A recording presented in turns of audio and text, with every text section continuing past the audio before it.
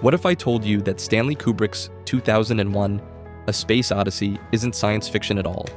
That it's actually a guide to human spiritual evolution, and every single mysterious element from the black monolith to HAL's red eye is based on ancient occult knowledge that secret societies have been hiding for thousands of years.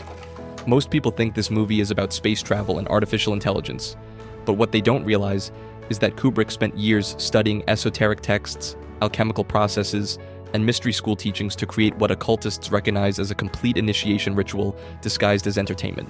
The monoliths aren't alien technology, they're spiritual portals. HAL isn't just a computer, he's a fallen angel. And Dave Bowman's transformation isn't science fiction, it's the exact process that mystics have been trying to achieve since the dawn of civilization.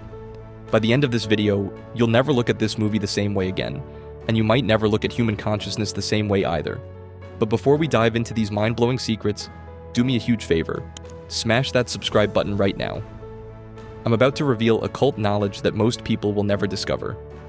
What you're about to learn will change everything you thought you knew about this film and human evolution itself. Hit subscribe, and let's unlock the mysteries that Kubrick hid in plain sight. Secret number 1, the monolith's sacred geometry. The black monolith isn't just a mysterious alien artifact. It's designed according to sacred geometry principles that occultists have used for millennia to create dimensional portals and trigger consciousness expansion. The monolith's proportions follow the exact ratio of 1 to 4 to 9, which represents the mathematical sequence 1 squared to 2 squared to 3 squared. This isn't random, it's the geometric formula that appears in ancient Egyptian pyramids, Greek temples, and medieval cathedrals, because builders understood that these specific proportions create what sacred geometrists call resonance fields that can alter human consciousness. But here's what's incredible: the monolith's perfect black surface represents what alchemists call the prima materia, or first matter, the void of infinite potential from which all creation emerges. In Kabbalistic tradition, this black void is called the Ein Sof, the limitless darkness that contains all possibilities before they manifest into reality. The rectangular shape itself is crucial because it represents a doorway or gateway between dimensions. In ancient mystery schools, initiates would meditate on rectangular portals as visualization exercises for accessing higher levels of consciousness. The monolith functions exactly like these traditional spiritual technologies. Throughout the movie, the monolith appears at moments of evolutionary leap, first triggering the apes to use tools, then discovered on the moon when humanity reaches space, and finally near Jupiter when Dave undergoes his ultimate transformation. This follows the pattern that esoteric traditions describe for how spiritual evolution occurs through contact with higher dimensional intelligence. The most profound detail is that the monolith never speaks or explains itself.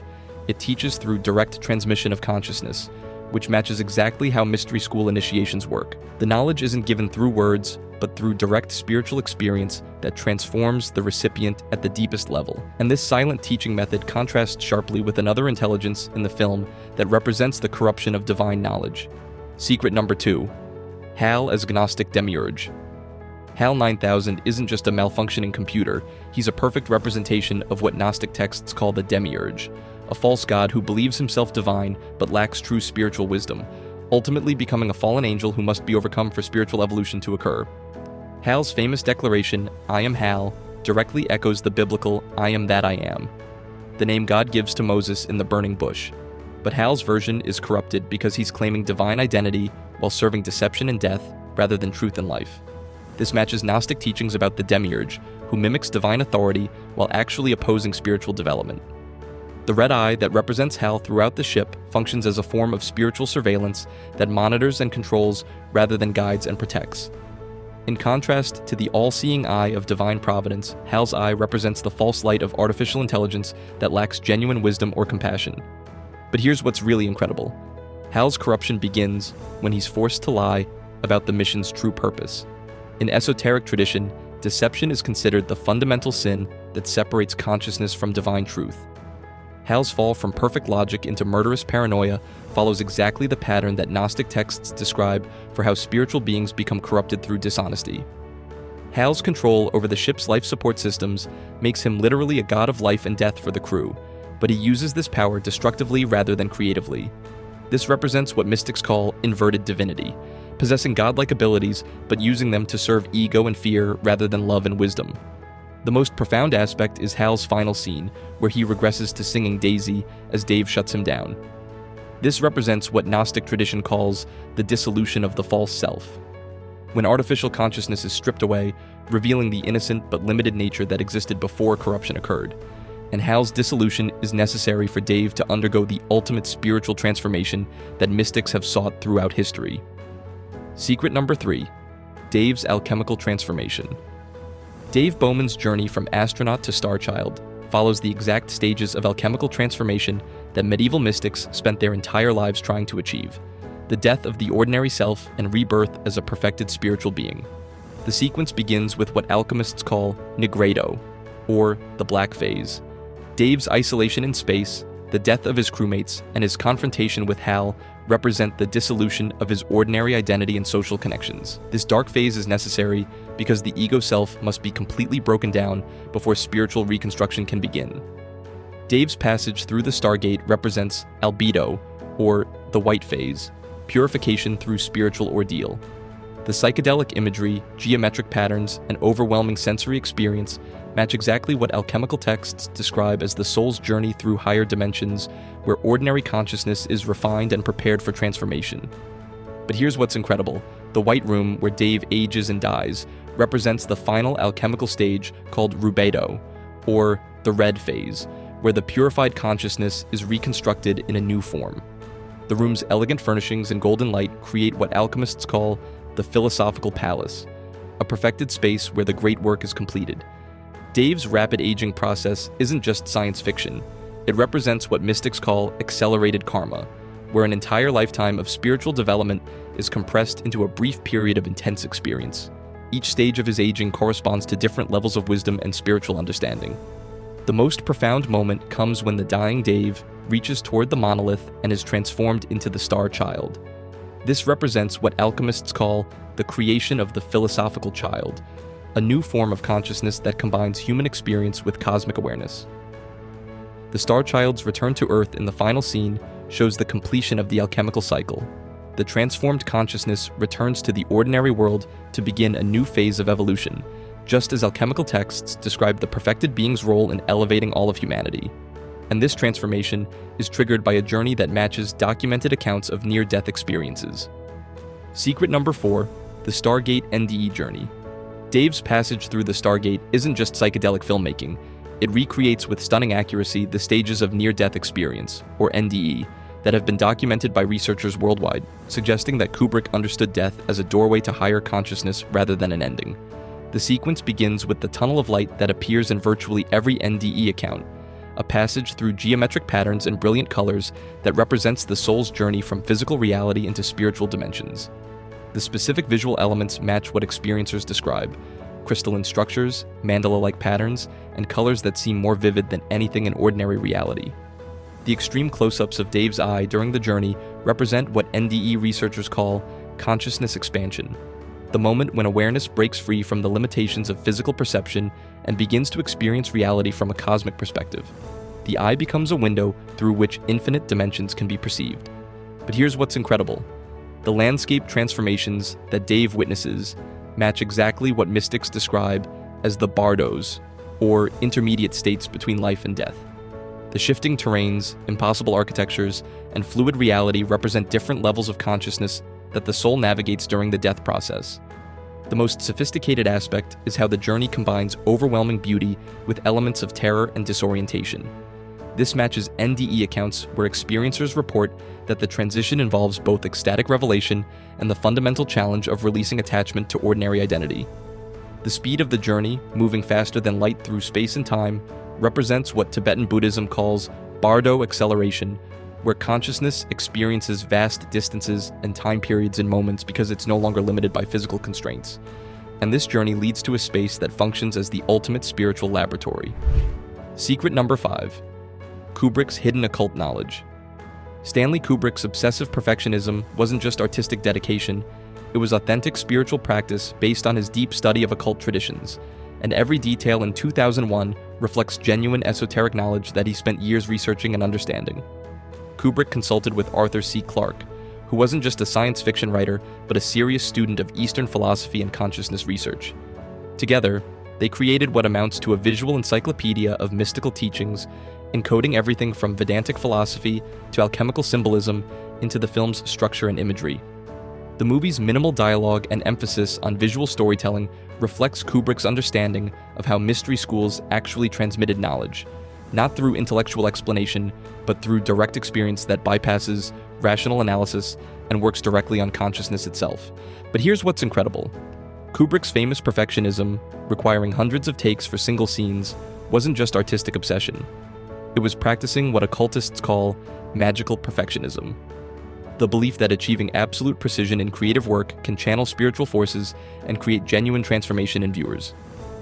The choice of classical music, particularly Thus Spoke Zarathustra, reveals Kubrick's deep familiarity with Nietzschean philosophy and the concept of human evolution toward the Übermensch, or spiritually perfected being.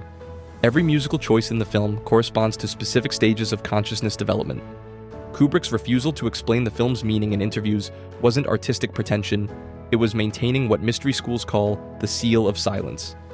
True spiritual knowledge can't be given directly but must be discovered through personal experience and contemplation. The most profound aspect is how Kubrick structured the entire film as what occultists call an initiation ritual, a carefully designed experience that guides viewers through the same stages of consciousness expansion that the characters undergo, making the audience participants in the spiritual transformation rather than just observers. And this transformation begins with humanity's first contact with higher intelligence. Secret number 6. The Prometheus consciousness evolution.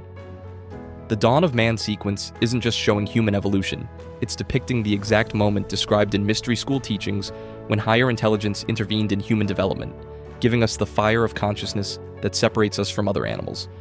The ape's transformation after touching the monolith follows the classical Prometheus myth, where divine fire is stolen from the gods and given to humanity. But in the film, this isn't theft, it's a deliberate gift from advanced beings who are guiding human evolution toward a specific spiritual goal.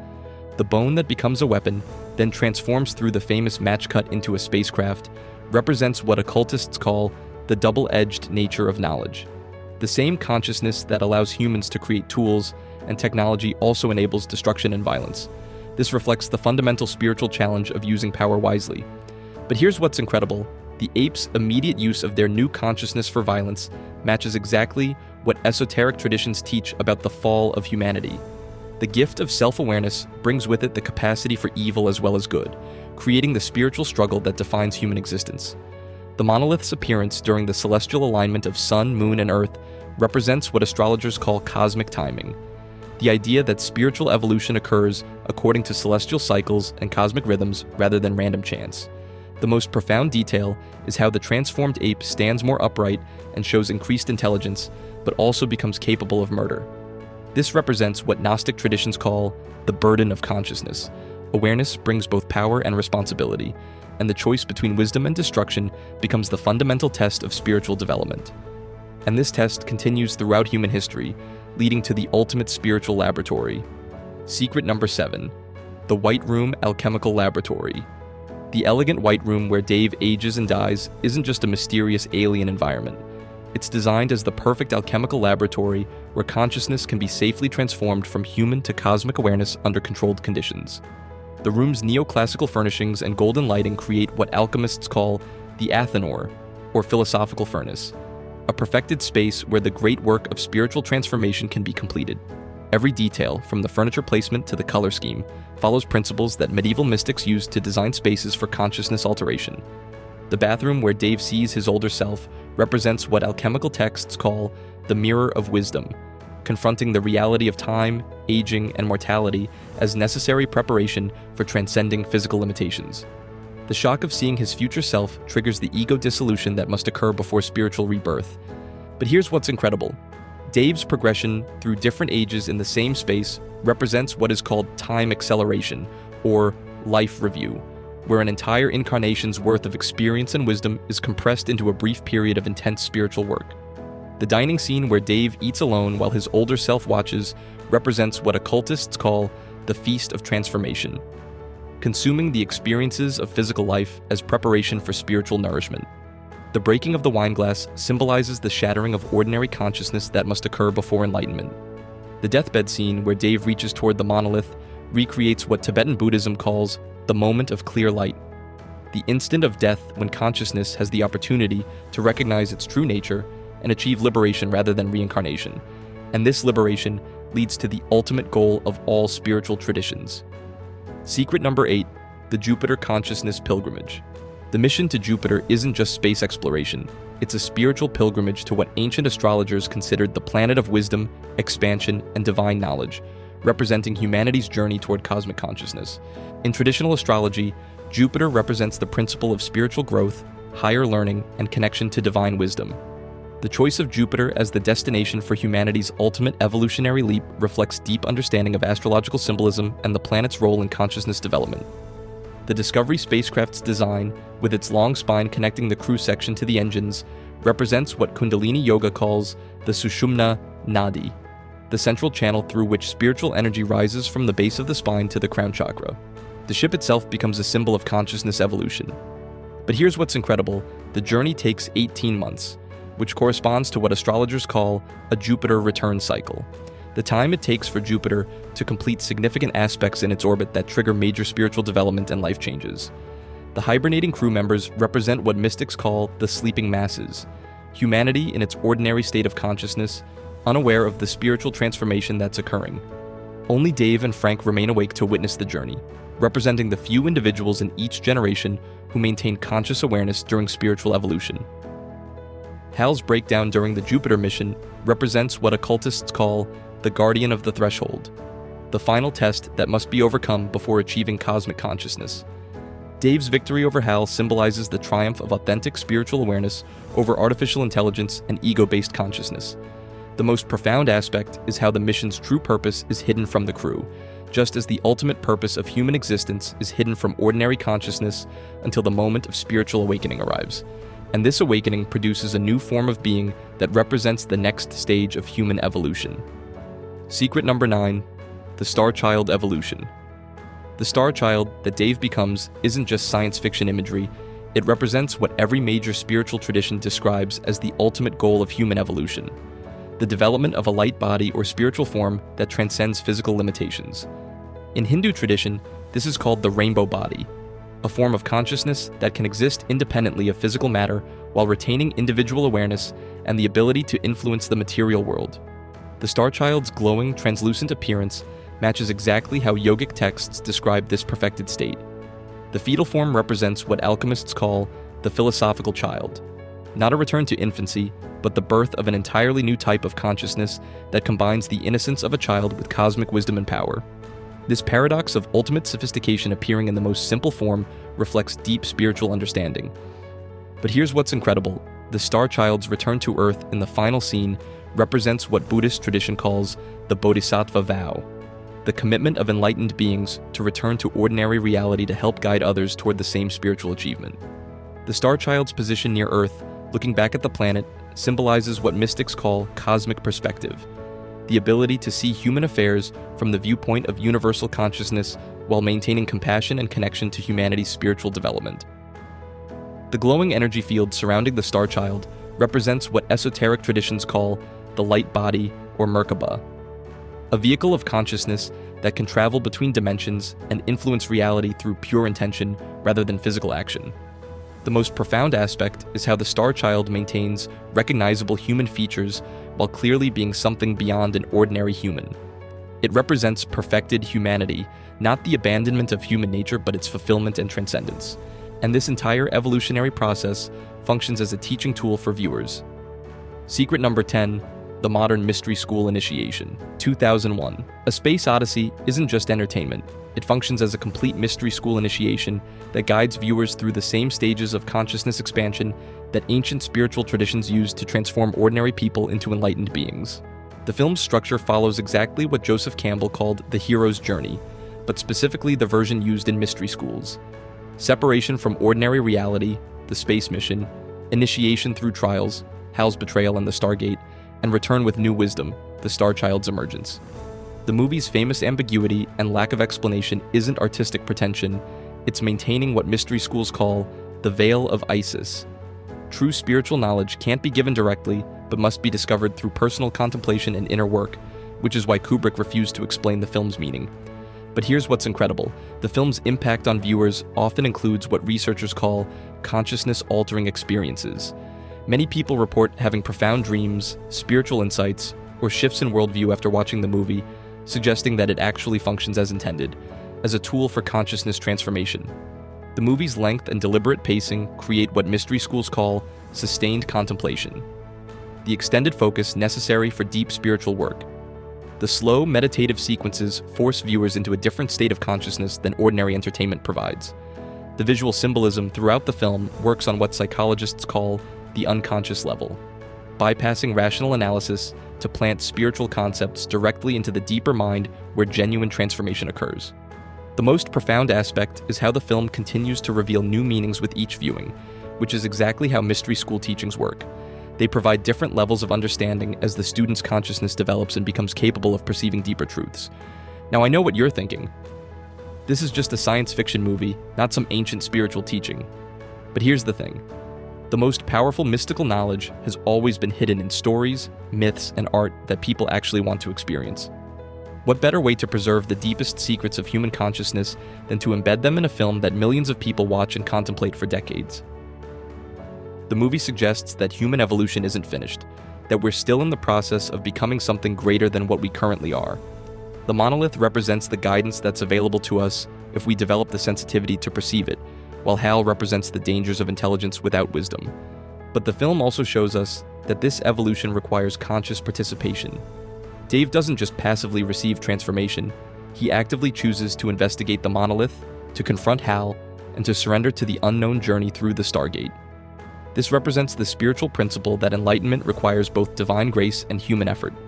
The most profound message is that the universe itself is conscious and purposeful, guiding the evolution of consciousness toward greater awareness, compassion, and creative power. We're not alone in a meaningless cosmos, we're participants in a cosmic process of awakening. But the movie also demonstrates that this evolution isn't just personal, it's collective. The Star Child's return to Earth suggests that individual enlightenment serves the awakening of all humanity, which matches what every spiritual tradition teaches about the responsibility of awakened beings. The film's influence on subsequent science fiction and consciousness research shows that it touched something authentic in the collective human psyche. It opened the door for serious consideration of topics like artificial consciousness, extraterrestrial intelligence, and human potential that were previously relegated to the fringes of academic thought. And the fact that we're still analyzing and discovering new meanings in the film over 50 years later proves that authentic spiritual wisdom has staying power, while purely commercial entertainment is quickly forgotten. But I want to know what you think. Did you catch any of these spiritual symbols when you first watched 2001? Have you had experiences with consciousness expansion, meditation practices, or encounters with what might be higher intelligence? Drop a comment below and let me know which of these secrets shocked you the most. And if you've had any experiences with the practices I mentioned, sacred geometry, alchemical transformation, or consciousness research, I'd love to hear how this analysis connects to your own spiritual journey. If this video opened your mind to new possibilities about consciousness, human evolution, and the hidden spiritual knowledge in cinema, then you need to subscribe to Occult Cinema right now. I'm constantly discovering movies and shows that contain authentic esoteric wisdom and practical techniques for consciousness development, and I break down exactly what they're teaching and why it matters. Every time you encounter something that challenges your assumptions, expands your awareness, or connects you to something greater than your ordinary self, you're having your own monolith moment. The question isn't whether higher intelligence exists. The question is whether you're ready to recognize it when it appears in your life. Because in the end, we're all on the same journey that Dave Bowman took, from ordinary human consciousness towards something cosmic, eternal, and infinitely creative. The Star Child is waiting inside every one of us. The only question is, are you ready to let your ordinary self die so that your cosmic self can be born?